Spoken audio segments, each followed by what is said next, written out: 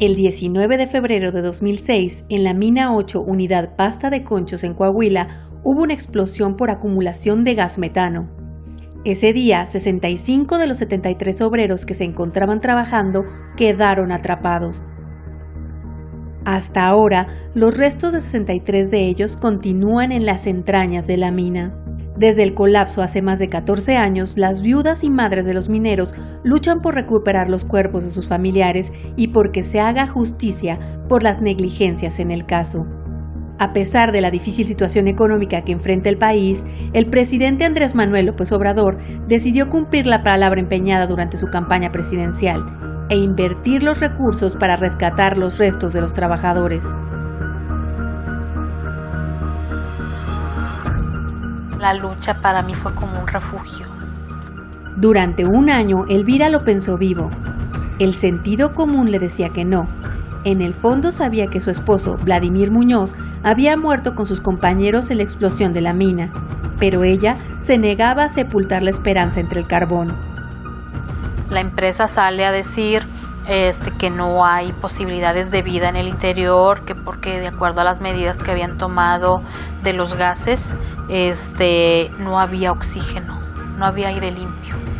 En 1992, una semana antes de que Elvira y Vladimir se casaran, él comenzó a trabajar como minero. Cuando ocurrió la tragedia, tenía 14 años de experiencia. Eso, para Elvira, significaba que tenía experiencia suficiente para sobrevivir un derrumbe. Yo me imaginaba que ellos estaban en los túneles esperando a ser rescatados. La comida, decían los mineros, no decían, hay muchas ratas en el interior. Hay muchas ratas, dice, y hay mucha agua. Dice, con el agua sobrevives, con el agua sobrevives. Entonces, pues yo me agarraba de ahí. A Elvira le costó un año salir de la negación y hacerse a la idea de que no volvería a abrazar a Vladimir. Después pasó a la depresión hasta que una carta de su hija de 3 años la hizo reaccionar. Pero nunca dejó de luchar. La carta me decía que ella me quería mucho y que por qué yo ya no estaba yo con ella, que por qué la había dejado tanto tiempo y que ella no me quería ver así.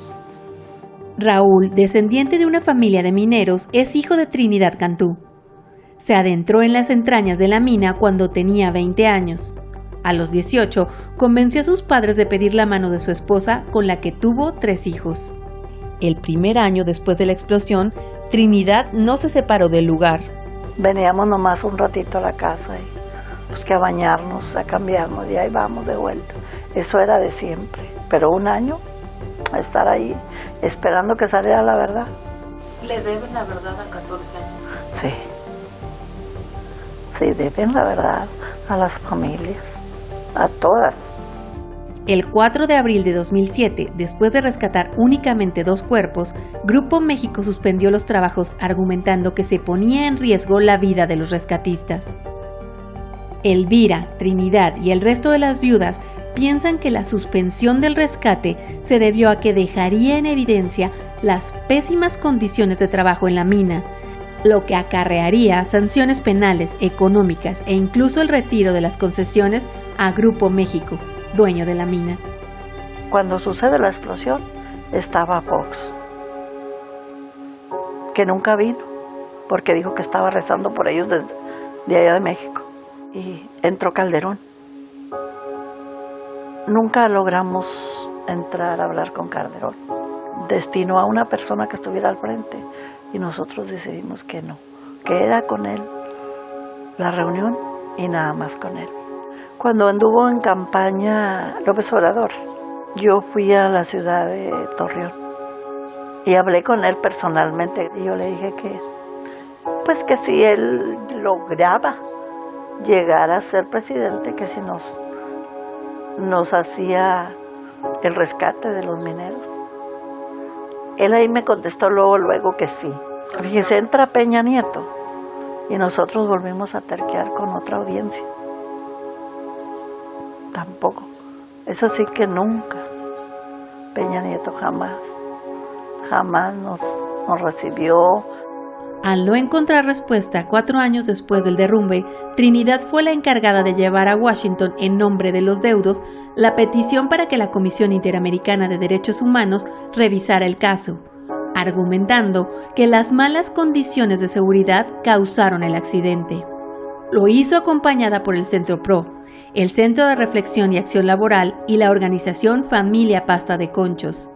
Tras 5 años de espera, en abril de 2019, la Comisión Interamericana de Derechos Humanos admitió la petición de los familiares de los mineros. El organismo concluyó que no se han determinado las causas de la explosión, la presunta responsabilidad de servidores públicos, ni se han recuperado los cuerpos de los trabajadores que perdieron la vida en la mina. Ante la postura internacional, en mayo de 2019, el presidente anunció que el rescate se llevaría a cabo. Estuvieron a cargo de estas tareas y del análisis de los expedientes gente de Alemania, de China, de Estados Unidos, de Australia y expertos mexicanos que determinaron por unanimidad la viabilidad del rescate. La secretaria del Trabajo presentó a los familiares una ruta crítica con tiempos para el rescate, pero imprevistos retrasaron el inicio. Los 21 expertos provenientes de varios países recomendaron estudios preliminares para conocer las condiciones del suelo en la mina. En septiembre, con los trabajos preliminares concluidos, López Obrador se reunió con las familias y acordaron empezar inmediatamente los trabajos de rescate, hacer un memorial y pagar indemnizaciones a las familias por la responsabilidad del Estado en la tragedia. Le solicitamos a el presidente del Consejo del Grupo México que nos entregara la concesión, que ayudara, y nos respondió de manera afirmativa.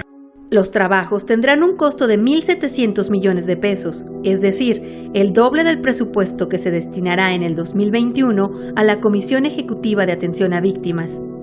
Cada una de las familias de los mineros recibirán una indemnización de 3.7 millones de pesos y al término de los trabajos se levantará un memorial para honrar a las víctimas. Para las madres y viudas de Pasta de Conchos no importa el costo del rescate, lo que importa es la justicia e intentar recuperar los restos de sus seres queridos. Otros no le ven el caso después de 14 años. Al sacar ellos los restos, nosotros vamos a saber la verdad. Y eso es lo que representa para mí. ¿Qué esperan? Restos óseos. Y quizás no de todos. Es decir, obviamente tal vez en el lugar donde fue la explosión si habían personas ahí, bueno, yo no sé cómo quedaron, han pasado 14 años. Pero sí me parece, francamente, pérdida de tiempo, de dinero y sobre todo, lo más importante, estar generando un sentimiento, una expectativa, una falsa expectativa en las familias de estos trabajadores, sí me parece miserable. La Comisión Federal de Electricidad estará a cargo de los trabajos de rescate con recursos del Estado, pero las familias piden que quien pague los gastos sea Grupo México y que le quiten una o las 3 concesiones que tiene en Pasta de Conchos, donde hasta la fecha Germán Larrea, el segundo hombre más rico del país, extrae toneladas de carbón.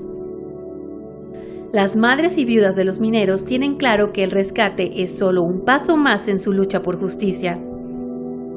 Aparte de lo del rescate, o sea, yo no quiero que esto se quede así. Yo no quiero que se quede así porque no fue un accidente lo que pasó. Realmente las cosas estaban puestas para que eso sucediera. Los familiares argumentan que en la mina no había una ventilación adecuada para controlar el gas metano, que existían fallas en la estructura y no se tomaron todas las medidas para el manejo del polvo del carbón, que es altamente flamable.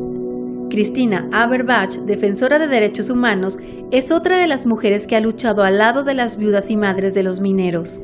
En la inspección que hace la Secretaría del Trabajo en el año 2000, le dice que deben de parar porque el sistema de ventilación es insuficiente.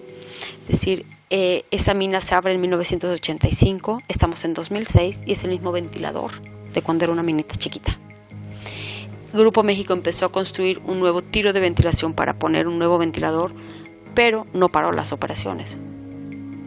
Siguió trabajando sabiendo que la ventilación era insuficiente. Entonces, a cada rato tenían que parar. ¿Por qué? Porque se acumulaba el gas. La mina tenía reportes de fallas de seguridad desde el año 2000. En la última inspección realizada en julio del 2004, se confirmaron 43 violaciones directas a la norma de seguridad e higiene y se ordenaron 48 medidas, muchas de extrema urgencia. Sin embargo, las autoridades omitieron supervisar que se cumplieran. Para quitarle la combustibilidad al polvo de carbón, usaban un polvo inerte. Las minas tienen que estarlo esparciendo en lo que es todo el trayecto de la mina y sobre todo en las paredes, y era cosa que no hacían. Tiempo antes del accidente en Pasta de Conchos, Raúl Villasana habló con su padre, también minero, acerca de la recuperación de vigas que estaban haciendo en la mina. El techo se sostiene por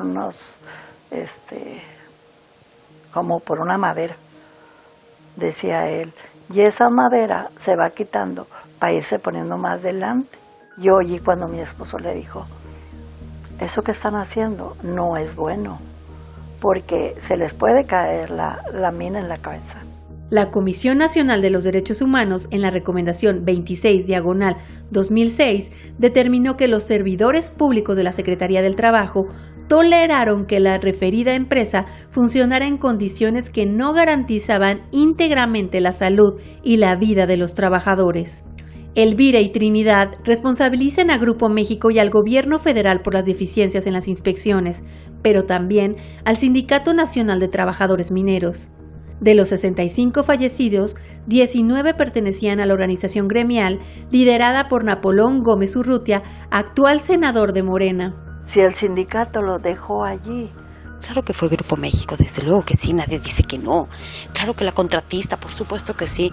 Claro que el Estado, que hacía como que inspeccionaba y no inspeccionaba, o tardaba un año en mandar las medidas que debías arreglar, pero el que debía defenderlo era el sindicato.